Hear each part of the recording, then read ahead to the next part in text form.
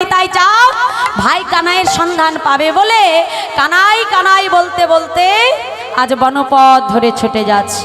কেমন ভাবে মহাজন বলছে, দেখো দেখো আজ কানাই কানাই বলে ডাকছে আমার নিত্যানন্দ প্রভু। কেমন করে? ভাইয়া রে কানাইয়া রে ও তো দর্শন দেখায়ে যা রে ভাইয়া রে নিতাই গৌর হরি হরি কানাইয়া রে ও তুই দর্শন দেখায়ে যা ভাইয়া রে কানাইয়া রে ও তো দর্শন দেখায়ে যা রে ভাইয়া রে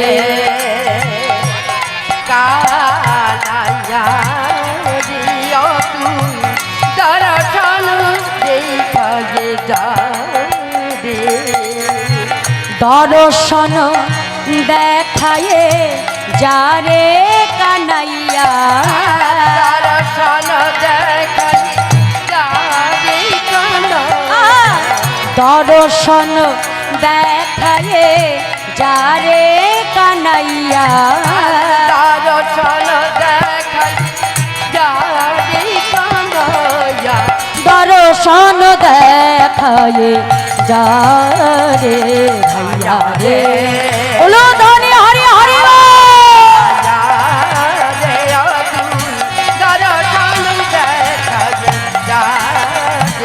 ভাইয়া রে কানাইয়া রে ও তো দর্শন দর্শন দর্শন দেখায়ে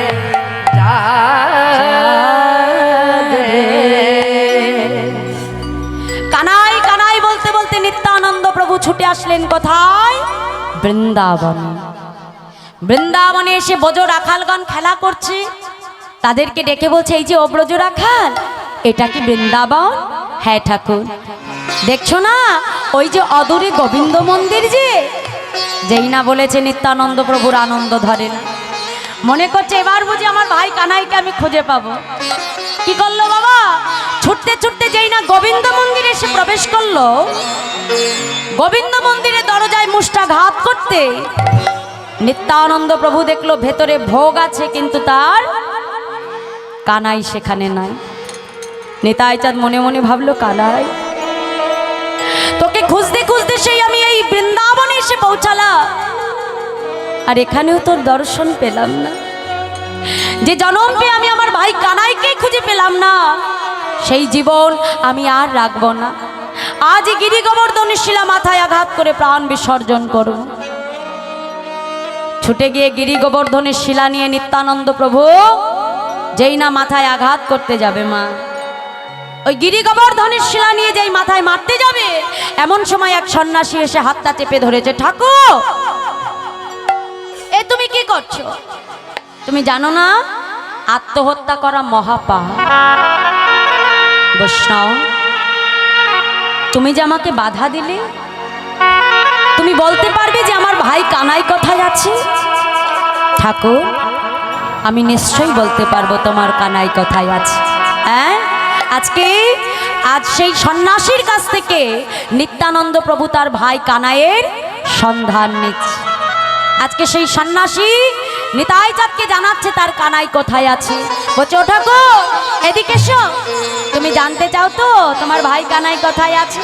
শোনো শোনো, ডেকে বলছে, এই যে এবে গৌর কান্তি ধরে তুমি যে তোমার কানাইকে খুঁজছো, তোমার কানাই কোথায় আছে শুনে নাও।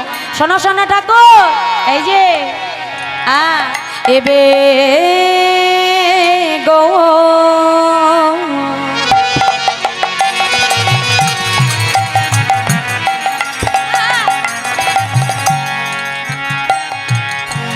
কান্তি ধরে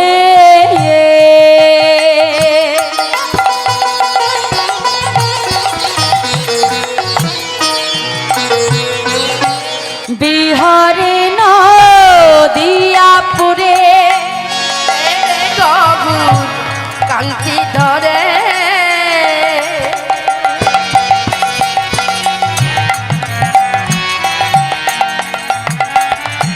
বিহারী নদিয়াপুরে সেইখানে আছে প্রাণধান,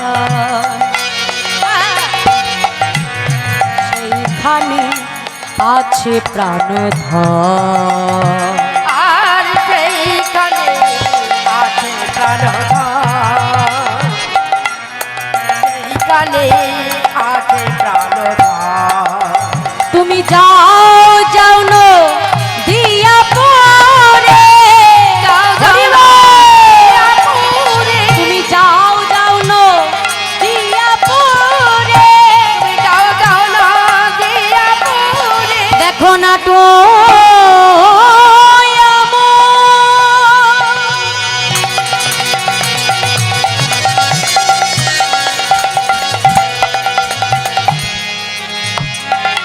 রতি ধরে যাও যাও নদিয়া পুরে, তুমি যাও যাও নদিয়া পুরে, তুমি যাও যাও নদিয়া পুরে, তুমি যাও যাও নদিয়া পুরে, রতি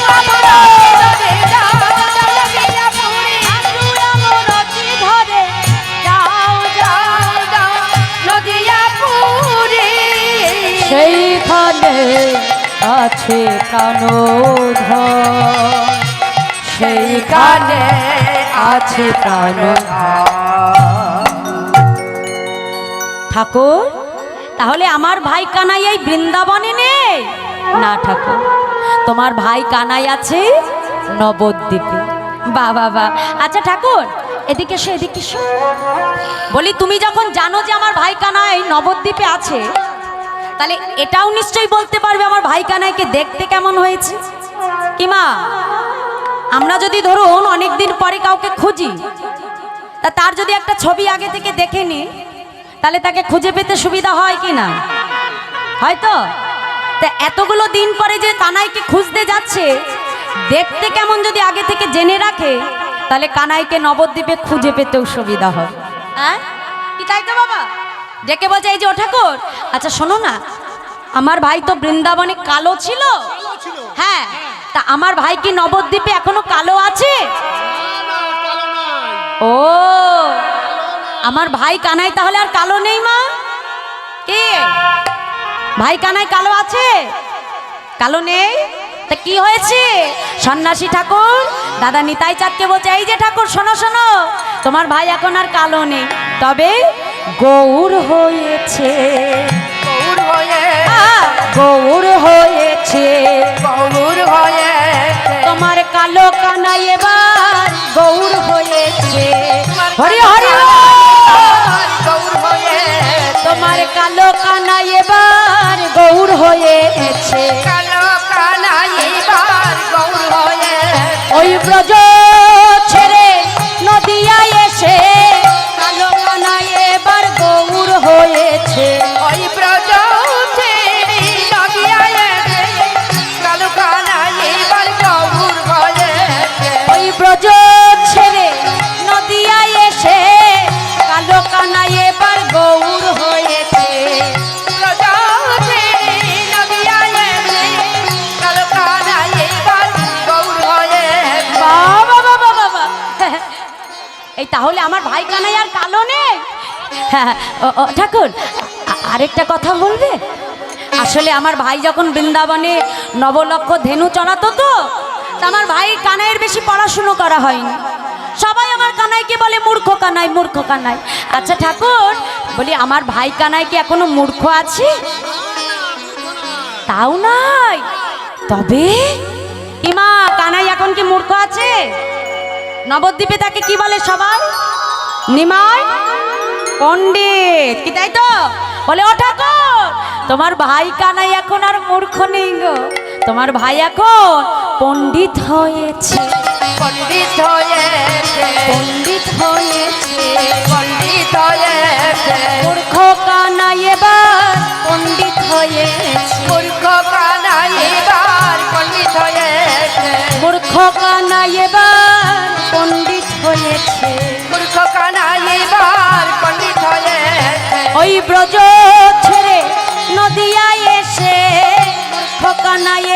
পণ্ডিত হয়েছে। ওই ব্রজধারী নদিয়া এসে মূর্খ কানাই এবার পণ্ডিত হয়েছে। বাবা, আমার জানো তো আজকে খুব আনন্দ হচ্ছে। আচ্ছা ঠাকুর, তুমি রাগ করছো না তো? রাগ করছো না তো? আরেকটা কথা জিজ্ঞাসা করব? করবো? হ্যাঁ। ও ঠাকুর, একটু কাছে এসো, আরেকটু কাছে, আরেকটু কাছে। আসলে ভাইয়ের গুণের কথা তো বেশি জোরে জোরে বলা যাবে না। কাছে ডেকে ফিসফিস করে বলছে, এই যে ও ঠাকুর, আমার ভাই করে কিনা, করে কিনা, করে কিনা, করে কিনা, করে কিনা, করে কিনা। আরে ও ঠাকুর, আরে কি তখন থেকে শুধু করে কিনা, করে কিনা, করে কিনা? আরে বলবে তো যে কি করে কিনা। ও ঠাকুর, তো তুমি কি রাগ করছো? রাগ করছো না তো? তাহলে বলবো, আসলে আমার ভাই করে কিনা, করে কিনা, ঘরে ঘরে চুরি করে কিনা, হরি হরি, করে কিনা, ঘরে ঘরে চুরি করে কিনা, করে করে চুরি করে কিনা। ওই ব্রজে যেমন স্বভাব ছিল তেমনি স্বভাব আছে কিনা, ব্রজে যেমন স্বভাব ছিল তেমনি স্বভাব আছে কিনা। আরে না না না না, তোমার ভাই কানাই এখন আর চোর টোর নেই গো ঠাকুর। তোমার ভাই কানাই এখন আর চোর নেই। কি হয়েছে জানো? সাধু হয়েছে, সাধু হয়েছে, সাধু হয়েছে।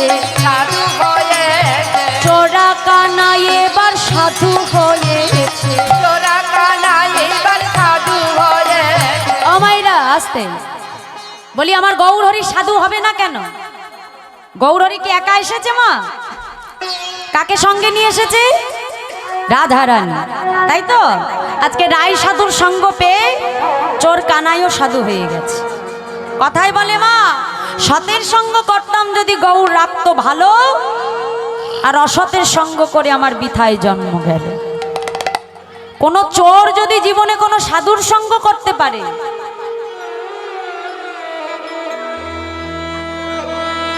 ও মাইরা, এই যে এই যে, আয় এদিকে আয়, এদিকে আয়, আমার দিকে তাকা। আমি একটু গল্প শুনবো, আমাকে একটু বলবি? কি গল্প করছিস একটু বল আমাকে। এখানে এসে বলবি, আয়। যে কথা বলবি আমি মাইকে টেনে আনবো এখানে, এই সামনে এসে বলতে হবে। আমি যাকে দেখবো তাকে ধরে আনবো এখানে। হ্যাঁ, এবার চুপ করে বসে থাকো এখন, একটা কথা হয় না যেন। কথাই বলি, কোনো চোর যদি কখনো সাধুর সঙ্গ করে মা, তাহলে সাধু পরশমণির পরশ পেয়ে ওই চোরও কিন্তু একজন সাধুতে পরিণত হয়ে যায়। তার প্রমাণ একটা সুন্দর ঘটনা বলছি, একটু মন দিয়ে শুনবে। দেখো সাধু সঙ্গের কত গুণ। একটা দলে 10 জন ডাকাত ছিল মা, ডাকাত। সেই ডাকাতের প্রত্যেক দিনের কাজ, রাত্রিবেলায় তারা দল বেঁধে ডাকাতি করে, ভোরবেলায় গঙ্গার পাড়ে এসে যা কিছু যার যার ভাগাভাগি করে নিয়ে গঙ্গা থেকে স্নান করে আবার যে যার মতো ভালো বসন টসন করে, মানে জামা কাপড় পরে আবার যে যার ঘরে চলে যায়। তা এমন একদিন হয়েছে যে ওই 10 জন ডাকাত ডাকাতি করে সকালবেলা এসেছে গঙ্গা স্নান করবে। তা সেদিন একজন বৈষ্ণব কোথা থেকে এসে সেও ওই গঙ্গায় স্নান করছে। এখন ওই সে যে বৈষ্ণব তা তো আর ডাকাতরা জানে না মা। এখন ওই সাধুকে দেখে তারাও মনে করেছে এও বুঝি আমাদের মতো চুরি টুরি করেই এসেছে। হ্যাঁ, তাই সকালবেলা স্নান করতে দেখে ডেকে জিজ্ঞাসা করছে, এই যে, বলি এই সকালবেলা কার ঘর থেকে চুরি করে ফিরছো? এখন সাধু তো বাবা ভয়ে কাজ হয়ে গেছে। বলে, শোনো, তোমরা আমাকে যা মনে করছো আমি সেরকম মানুষ নয়, আমি কোনো চোট্টর নই গো। আসলে আমার কাজই হলো প্রত্যেকদিন ব্রহ্ম মুহূর্তে স্নান করা। স্নান করি, জপ তপ আহ্নিক করে আমি ভজনে বসি, এটা আমার কাজ প্রত্যেক দিন। তা আজকে এসেছিলাম আমি একটু গঙ্গা স্নান করব বলে। তা তোমরা আমাকে যেমন ডাকাত মনে করছো, আমি কোনো ডাকাত নই। যেই না বলেছে এখন ডাকাত দলের মাথায় হাত পড়ে গেছে, সর্বনাশ। এখন এই সাধু তো আমাদেরকে চিনে ফেলেছে, এমনি এমনি যদি একে ছেড়ে দিই তাহলে এ আমাদের কথা সবাইকে যে বলে দেবে, এমনি ছাড়া যাবে না। সাধুকে ডেকে বলছে, এই যে সাধু এদিকে এসো। বলি তুমি সাধুই হও বা চোর হও, যেই হও না কেন, তোমার কাছে আজ আমরা দুটো শর্ত রাখবো। এক, তুমি হয় আমাদের দলের নাম লেখাবে, আর যদি সেটা না করো তাহলে এক্ষুনি আমরা তোমার গর্দান নিয়ে নেব। বলো কি চাও? আর সাধু মনে মনে চিন্তা করছে, বাবা আগে তো প্রাণে বাঁচি, তারপরে যা হবার হবে দেখা যাবে। কি করলো মা? সেই সাধু চোরেদের সঙ্গে নাম লেখালো। এখন ওই ডাকাত দলের একটা নিয়ম ছিল যে প্রত্যেক দিন ওই দলে একজন করে সর্দার হবে, আর সেই যেদিন সে সর্দার হবে তার কথা সেদিন সবাইকে মেনে চলতে হবে। এখন সেই ডাকাতের দলে চুরি করতে করতে সাধু মনে মনে চিন্তা করছে, একদিনও তো আমারও তো দিন আসবে, সেই দিন আমি এদের সর্দার হয়ে এদেরকে ঠিক পথে নিয়ে আসবো। যা কিছু চুরি করে মা সব কিছু এনে গুছিয়ে রেখে দেয়। গুছিয়ে গুছিয়ে কি করেছে, ওই সাধু প্রত্যেকের জন্য আগে ভাগে কিছু জিনিস জোগাড় করে রেখেছে।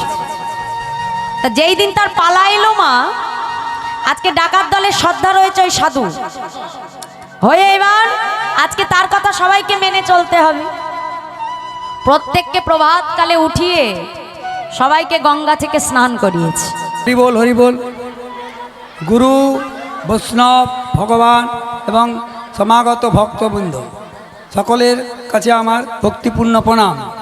এই দেড়াচোক বাঙালপুর কীর্তন কমিটি এবং কীর্তন অনুরাগী ভক্তবৃন্দের যে 4 দিন ব্যাপী আজ 3 দিন ব্যাপী হরিনাম সংকীর্তন যজ্ঞ করেছিল, আজ তার সমাপ্তি দিবস। তাই এই সমাপ্তি দিবসে এই কনিষ্ঠা কীর্তনিয়ারকে একটি সংবর্ধনা জ্ঞাপন করা হচ্ছে। হরিদাস যেমন বিদায়ের সময় হাস্য এবং কেঁদে তিনি সকল ভক্তদিকে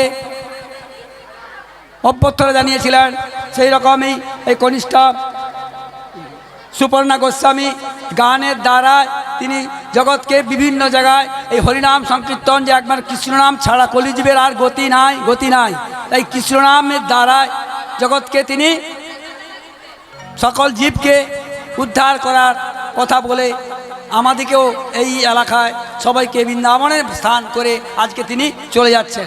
সেই জন্য তেনাকে একটি সংবর্ধনা এই কমিটির তরফ থেকে দেওয়া হচ্ছে। আমি পড়ে শোনাচ্ছি। শ্রী শ্রী হরিলীলা সংকীর্তন মহোৎসব কমিটি 26তম বর্ষ, দেড়াচোক ও বাঙালপুর কলাঘাট ও পূর্ব মেদিনীপুর 1432 সন। সংবাদ জানাজ্ঞাপন কি? আত্রেন্দ্রীয় প্রীতিবাঞ্ছা তারে বলিকাম, কৃষ্ণেন্দ্রীয় প্রীতি ইচ্ছা ধরে প্রেম নাম, কামের তাৎপর্য নিজ সম্ভোগকে পলা, কৃষ্ণ সুখ তাৎপর্য হয় প্রেম মহাবল। কবিরাজ গোস্বামীর কথা। বৈষ্ণব পদাবলীর পদকর্তা দিগকে পনতি নিবেদন পূর্বক শ্রী শ্রী চৈতন্য মহাপ্রভুর আশীর্বাদ প্রার্থনা নিমিত্তে 26তম বর্ষ হরিনাম সংকীর্তনে শ্রীমতী সুপর্ণা গোস্বামী ও তার সম্প্রদায় এই গীতরস আস্বাদন করিয়া দেড়াচোক বাঙালপুর কীর্তন কমিটি ও কীর্তন অনুরাগী ভক্তবৃন্দ ভক্তরস প্লাবনে অবগাহন করিয়া প্রেমানন্দে আত্রেন্দ্রিক হর্ষে মাতিল এবং উক্ত সম্প্রদায় এর শিল্পীবৃন্দকে সশ্রদ্ধ অভিনন্দন জ্ঞাপন করতেছি। বিনীত পদ রেণুপাত্রী শ্রী শ্রী হরিবল ইরাক সংকীর্তন মহোৎসব কমিটি, দেড়াচোক ও বাঙালপুর, থানা কোলাঘাট। তাই গৌর প্রেমানন্দে। কমিটির এই ভালোবাসা শ্রদ্ধা আমি সাদরে গ্রহণ করলাম, মস্তকে তুলে নিলাম। আপনারা সকলেই আমার কমিটির ভক্ত ভাইদেরকে, বাবাদেরকে দোহাত ভরে আপনারা আশীর্বাদ করবেন। যেমন করে তারা এতগুলো বছর এই হরিনামামৃত সুধা, জগতের সর্বশ্রেষ্ঠ দুর্লভ দান, একাধারে যেমন এত সাধুগুরু বৈষ্ণবের সেবার আয়োজন, প্রসাদের আয়োজন, তেমন করেই আবার একাধারে হরিনাম সংকীর্তন দান করছেন তারা। আপনাদের ভালোবাসা আশীর্বাদ ছাড়া এতগুলো বছরেই হরিনামকে নিয়ে যাওয়া সম্ভব নয় মা। আপনাদের আশীর্বাদ ভালোবাসা আছে বলেই তারা দেখো এত বড় করেই হরিনামামৃত সুধা প্রচার করছেন। তোমরা সকলে দোহাত ভরে তাদেরকে আশীর্বাদ করবি যেন এমনভাবেই প্রত্যেকটা বছর সুন্দর করে তারা আপনাদের মতো সাধু গুরু বৈষ্ণবকে সেবা দিতে পারেন, তার সঙ্গে জগতের শ্রেষ্ঠ দান হরিনামামৃত সুধা দান করে যেতে পারেন। নিতাই গৌর হরিবল হরিবল হরিবল। জয় রাধে জয় রাধে জয় রাধে জয় রাধে। আজকে কি হলো মায়েরা, ওই ডাকাত দলের সর্দার হলেন যখন ওই সাধু, এখন হওয়ার পরে সবার কি করছে, ভোরবেলায় মস্তকটা মুন্ডন করে গলায় তুলসীর মালা পরিয়ে হাতে নামের মালা দিয়ে দাদার সঙ্গে তিলক সেবা করে দিয়ে এবার সবাইকে একসঙ্গে বসিয়েছে। বসিয়ে বলছে এবার শোনো, আমি যা বলবো তোমরা আমার সঙ্গে তাই বলবে। এখন সাধু সম্মুখে জপের মালা নিয়ে হাতে দিয়ে বলছে এই যে বলো হরে কৃষ্ণ হরে কৃষ্ণ কৃষ্ণ কৃষ্ণ হরে হরে হরে রাম রাম রাম হরে হরে হরে কৃষ্ণ গৌর হরে হরে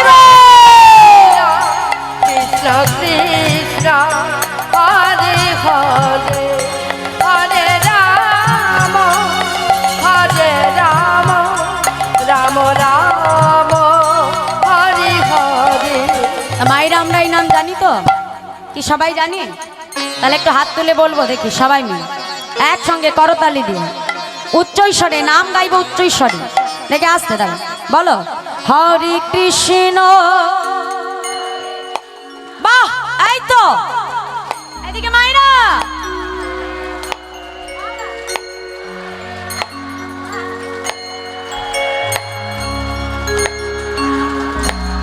বাবা আবার হরে কৃষ্ণ হরি বল। আহা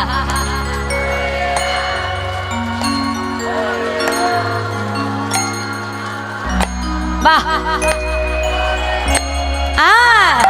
হরে কৃষ্ণ কৃষ্ণ কৃষ্ণ হরে হরে হরে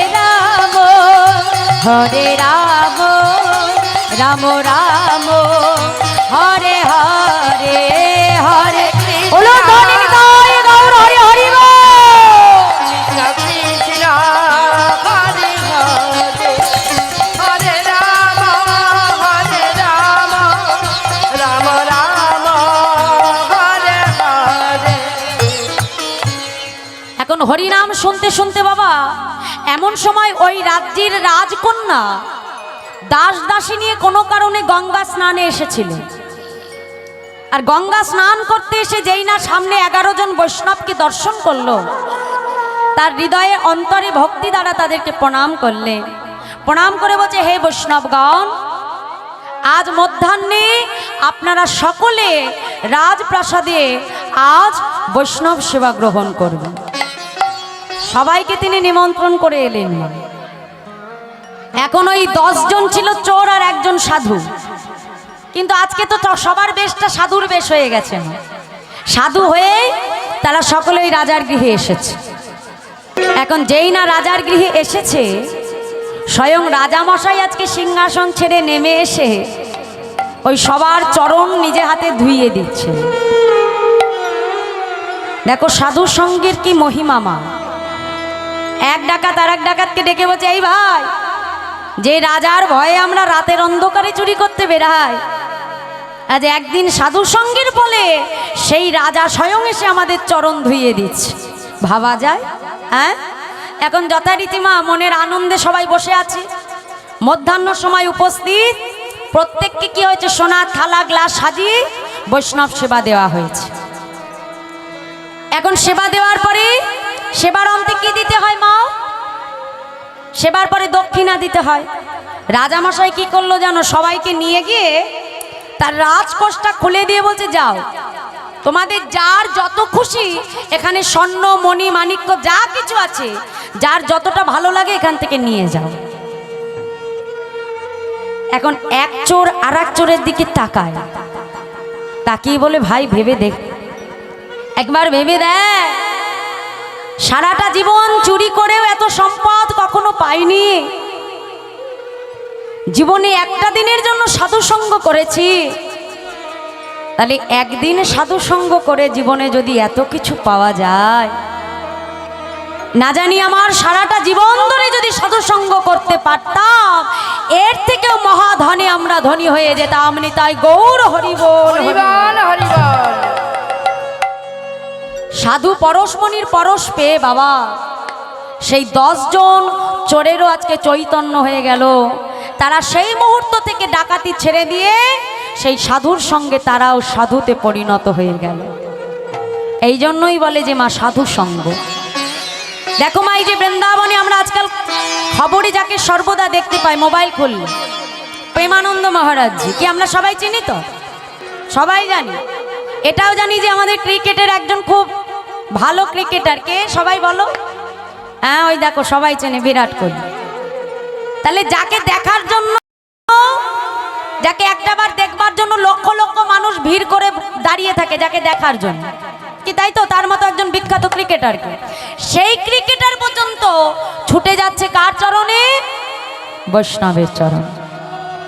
দেখো সেই বাবাজি কিন্তু যাচ্ছেন না। বাবাজি কি গেছে একবারও? বৃন্দাবন ছেড়ে গেছে? যায়নি। কিন্তু তার মতো অমন বড় ক্রিকেটার, সে কিন্তু সব ছেড়ে এখানে চলে এসেছে। তাহলে মা, এটাই হলো সাধু সঙ্গের মহিমা। মা, যদি প্রকৃত ভগবানকে ভালোবাসা যায় আর কোনো কিছু লাগে না। এই জন্য আজকে বলছে, রায় সাধুর সঙ্গ পেয়ে চোরা কানাই আজকে কি হয়েছে? সাধু হয়ে গেছে। নিতাই যাদের মনে আনন্দ হচ্ছে না, ভাই কানাইরা তো গুণ শুনেছে, তো ভাইকে দেখবার জন্য মন উতালা হয়ে গেছে। বৈষ্ণবের চরণে প্রণাম জানিয়ে বলছে, ঠাকুর এবার তাহলে আমি নবদ্বীপের উদ্দেশ্যে যাত্রা করি। যাও। বৈষ্ণবকে প্রণাম করেই নিত্যানন্দ প্রভু এসে পৌঁছালেন শ্রীরাম নবদ্বীপে। আর এমন সময় নবদ্বীপের কুলচূড়ামণি নন্দনাচার্য প্রভাতকালে আজকে গঙ্গায় স্নান করতে আসছে, বদনে গৌর নাম গাইতে গাইতে মনের আনন্দে আসছে নন্দনাচার্য। কি বলছে? ভজ গৌরঙ্গ কহ গৌরঙ্গ লহ গৌরঙ্গে নাম রে। ভজ গৌরাঙ্গ কহ গৌরাঙ্গ লহ গৌরাঙ্গীর নাম রে। সবাই একটু হাত দুটো তুলবো তো নাকি? এখন তো আর শীত নেই, একটু হাতগুলো তুলতে হবে, বার করতে হবে। হরি হরি বল। ভজ গৌরঙ্গ বলো। বাহ বাবা। আচ্ছা, আমার এই পাড়া দেখি একটু কেমন জোর আছে। এই পাড়ায় তো আমি খুব জোর পাচ্ছি, কিন্তু এই পাড়ার জোর পাচ্ছি না। এই পাড়া থেকে একটু দেয়া হোক, আস্তে আস্তে দেখে নিক একটু কোন পাড়ায় জোর বেশি। বলো, ভজ গৌরঙ্গ।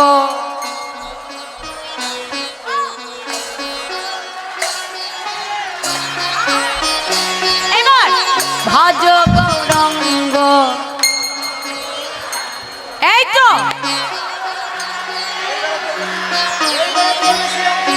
ও দেখেছো মা, এই পাড়ার দিকে রয়েছে বলে ভোট বেশি দিচ্ছে, আমাকে হারিয়ে দিচ্ছে। কিন্তু মা, হারালে হবে না। এর বদনে গৌর নাম গাইতে গাইতে আসছে। নন্দনাচার্য গৌর নাম শুনবা মাত্রই ছুটে গিয়ে ওই নন্দনাচার্যকে নিত্যানন্দ প্রভু জড়িয়ে ধরেছে। জড়িয়ে ধরে বলছে, এই যে জন গৌরঙ্গ ভজে সে হয় আমার প্রাণে রে। উলু ধরে রঙ্গ ভজে বিহার আমার প্রাণে রে। যে জন গৌরঙ্গ ভজে সে হয় আমার প্রাণে রে। আর যে জন গৌরাঙ্গ ভজে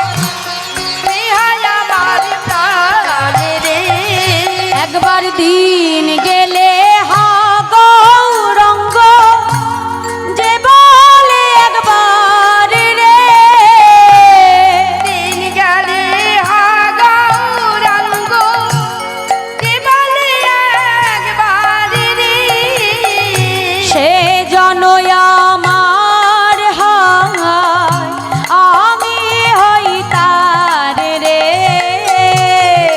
হরি হরি বল। হরি হয় আমি হই তার রে সে জনয় মারি হায় আমি হই তার রে আর সেই জান আমারি হয় আমি হই তার রে ভজ গৌরঙ্গ কহ গৌরঙ্গ লহ গৌরঙ্গের নাম রে ভজ হরি হরি বল। গৌরাঙ্গ গৌরাঙ্গের নাম রে ভজ গৌরঙ্গ কহ গৌরঙ্গ লহ গৌরঙ্গের নাম রে সবাই মিলে বাহু তুলে গৌরাঙ্গের নাম রে ভজ গৌরঙ্গ কহ গৌরঙ্গ লহ গৌরঙ্গের নাম রে ভজ গৌরাঙ্গ হরি হরি বল। গৌরাঙ্গের নাম রে ভজ গৌরঙ্গ কহ গৌরঙ্গ লহ গৌরঙ্গের নাম রে ভজ গৌরাঙ্গ কহ গৌরাঙ্গ লহ গৌরাঙ্গের নাম রে এখন গৌর নাম যেই না শুনেছে মা নিতাই চাঁদের মনে এবার আনন্দ হচ্ছে, এইবার আমি কানাইয়ের সন্ধান পাবো। হ্যাঁ এই যে ও বৈষ্ণব এদিকে এসো এদিকে এসো। হ্যাঁ বলি তুমি কি এই নবদ্বীপেই থাকো? হ্যাঁ ঠাকুর। আচ্ছা তাহলে বলতে পারবে নবদ্বীপে আমার ভাই কানাই কোথায় আছে? ঠাকুর এই নবদ্বীপে তো কানাই বলে কেউ থাকে না। নবদ্বীপে প্রভুকে সবাই কি বলে বাবা? নদী আর নিমাই, কি তাই তো? কেউ কানাই বলে ডাকে কি? এখন কানাই বলছে চিনতে পারে না। ও প্রভু তুমি একটা কাজ করো, যতদিন না ভাই কানাইকে খুঁজে পাও ততদিন তুমি আমার ঘরেই থেকো। নিতাই চাঁদকে নিয়ে নিত্যানন্দ প্রভুকে নিয়ে নন্দনাচার্য তার ঘরে উপস্থিত হলেন। ওদিকে প্রাতকালে গৌরহরির স্বপ্নাদেশ পেল যে নবদ্বীপে তার দাদা বলরামের আগমন হয়ে গেছে। বিলম্ব না করে ভক্তগণকে সঙ্গে নিয়ে নন্দনাচার্যের ঘরে এসে উপস্থিত। ডাক দিয়েছে নন্দ, এই যে অনন্ত, শুনলাম তোমার ঘরে নাকি একজন বৈষ্ণবের আগমন ঘটেছে। আচ্ছা কথাটা কি সত্য? হ্যাঁ ঠাকুর ঠিকই শুনেছ। তাহলে একটা কাজ করবে নন্দন, শোনো আমি যা বলছি মন দিয়ে শুনবে। আমি এই যে তোমার ঘরে এখনই প্রবেশ করছি, আমি যখন প্রবেশ করব তুমি এই দরজায় দাঁড়িয়ে থাকবে আর দেখবে কেউ যেন এই দরজা দিয়ে ভেতরে প্রবেশ না করে। নন্দনকে দরজায় দাঁড় করিয়ে দিয়ে এইবার আমার গৌরহরি ভেতরে প্রবেশ করেছে। প্রবেশ করে পেছন থেকে এসে দাঁড়িয়ে ডাক দিল, দাদা দাদা ও দাদা। যেই না দাদা বলে ডেকেছে নিতাই চাঁদ চমকে উঠেছে। কে কে ডাকে আমায়? এমন ডাক তো আমার কানাই ছাড়া কেউ ডাকতে পারে না। তবে তবে কি এতদিন পরে আমার ভাই কানাই এলো? পেছন ফিরে যেই না গৌরহরিকে দেখলো মা, সেই যে রূপের কথা শুনে এসেছিল তার সঙ্গে মিলিয়ে দেখলো ঠিক একই রূপের মানুষ দাঁড়িয়েছে। এই আমার ভাই কানাই ছাড়া অন্য কেউ হতে পারে না। নিত্যানন্দ প্রভু ছুটতে ছুটতে আসছে, কানাই কানাই। দাদা চুপ চুপ চুপ চুপ চুপ চুপ চুপ। ও দাদা আমাকে কানাই বলো না দাদা। কেন কানাই? তোকে তো আমি কানাই বলেই জানি, কানাই বলতে বারণ করছিস কেন? সঙ্গে সঙ্গে গৌরহরি দাদাকে ডেকে বলছে, ও দাদা শোনো শোনো, আমায় কেউ জানে না, কেউ জানে না, কেউ জানে না, কেউ জানে না, আমি ব্রজের কানাই কেউ জানে না, আমি ব্রজের কানাই কেউ জানে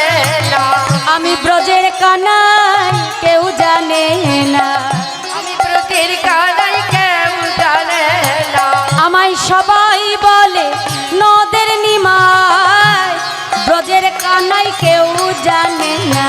আমার সবাই বলে নদের নিমাই ব্রজের কানাই কেউ জানে না। আমায় সবাই বলে নদের নিমাই ব্রজের কানাই কেউ জানে না। আমার সবাই বলে নদের নিমাই ব্রজের কানাই কেউ চেনে না। বাবা বাবা, হ্যাঁ, এই যে ভাই, তাহলে নবদ্বীপে এসে নিজের নাম পরিবর্তন করে ফেলেছ?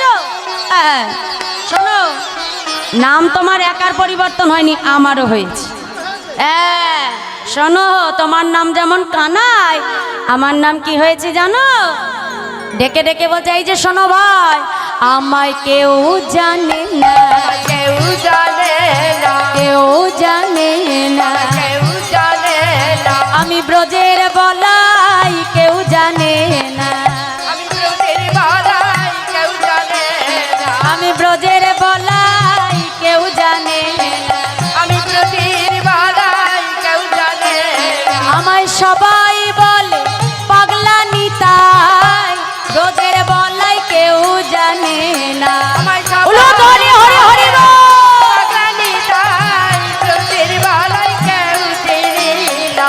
আমায় সবাই বলে পাগলা নিতাই, ব্রজের বলাই কেউ জানে না। আমায় সবাই বলে পাগলানি তাই ব্রজের বালাই কেউ চেনে না। আমায় সবাই বলে পাগলা নিতাই, ব্রজের বলাই কেউ জানে না। হরি হরি বল। ব্রজের বলাই কেউ জানে না, সবাই বলে পাগলানি তাই, ব্রজের বলাই কেউ জানে না, সবাই বলে পাগলানি তাই, ব্রজের বলাই কেউ জানে না। সবাই বলে পাগলানি তাই। আমি ব্রজের বলাই কেউ জানে না। বাহ, তাহলে এবার আমাদের দুই ভাইয়েরই নামের পরিবর্তন হয়ে গেছে, কি তাই তো? দুই ভাইয়েরই নামের পরিবর্তন, কানাই বলাই নেই, কি হয়েছে? নিমাই আর নিতাই। এখন দাদাকে ডেকে বলল, দাদা বেশ, আর বিলম্ব নয়। আচ্ছা, ওটা ঘুরছে, ঘুরুক না বাবা, সবাইকে তো দেখা যাবে, সবার কাছে চলে যাবে, চিন্তা নেই, ওতে অনেক দূর দেখা যাবে। রাধে, ওর মতো ঘুরচুকে ঘুরতে দাও। তা এখন মায়েরা, দুই ভাইয়েরই নামের পরিবর্তন হয়েছে। গৌরহরি দাদাকে ডেকে বললো, দাদা তাহলে আমি শুধু জানলে তো হবে না যে তুমি আমার দাদা, ভক্তগণকেও জানাতে হবে যে তুমি আমার সেই ব্রজের দাদা বলরাম। হাতটা ধরে গৌরহরি ঘরের বাইরে পা রেখেছে। দাও মা, ওখানে দাও, ওখানে দাও, ওখানে দাও। যেই না ঘরের বাইরে পা রেখেছে, দেখছে নন্দনাচার্য দরজায় কান পেতে দাঁড়িয়ে আছে। গৌরহরি পেছন থেকে এসে বলছে, এই যে নন্দন, এদিকে এসো। আমি যাবার সময় তোমাকে কি বলেছিলাম? ভিতরে কেউ প্রবেশ না করে। কেউ যেন ভেতরে প্রবেশ না করে, তাই তো? তাহলে আমি যখন তোমাকে বারণ করে গেলাম, তুমি কেন দরজায় কান পেতে শুনছো? বলে, প্রভু শাস্ত্রে বলে হরিনাম কৃষ্ণ নাম বড় মধু, যে জন কৃষ্ণ ভজে সে বড়। বলে তুমি আমাকে ভেতরে যেতে বারণ করেছো, কিন্তু কান পাততে তো বারণ করোনি। হ্যাঁ হ্যাঁ, তাই তো আমি একেবারে সব শুনে নিয়েছি প্রভু। শুনে নিয়েছো তুমি? আচ্ছা নন্দন, কি শুনেছো তুমি? শুনবে প্রভু, এই যে গৌরহরি, তুমি ব্রজের বাঁকা শ্যাম হইতো অবধূতরা, তুমি ব্রজের বাঁকা শ্যাম হইতো অবধূতরা, তুমি ব্রজের বাঁকা শ্যাম হইতো অবধূতরা, তুমি ব্রজের বাঁকা শ্যাম হইতো অবধূতরা। কানাই বলাই নদিয়া এসেছে, কানাই কানাই বলাই নদিয়া এসেছে, কানাই বালাই নদিয়া এসেছে, তারাই তো এসেছে, তারাই তো এসেছে, তারাই তো এসেছে, তারাই তো এসেছে, ব্রজের কানাই বলাই তারাই তো এসেছে, তারাই তো এসেছে, ব্রজের কানাই বলাই তারাই তো এসেছে, ব্রজের কানাই বালাই তারাই তো এসেছে, ব্রজের কানাই বলাই এবে হলো গৌরীতা, ব্রজের কানাই বালাই এবে হলো গৌরীতা, ব্রজের কানাই বলাই এবে হলো গৌরীতা, ব্রজের কানাই বলাই এবে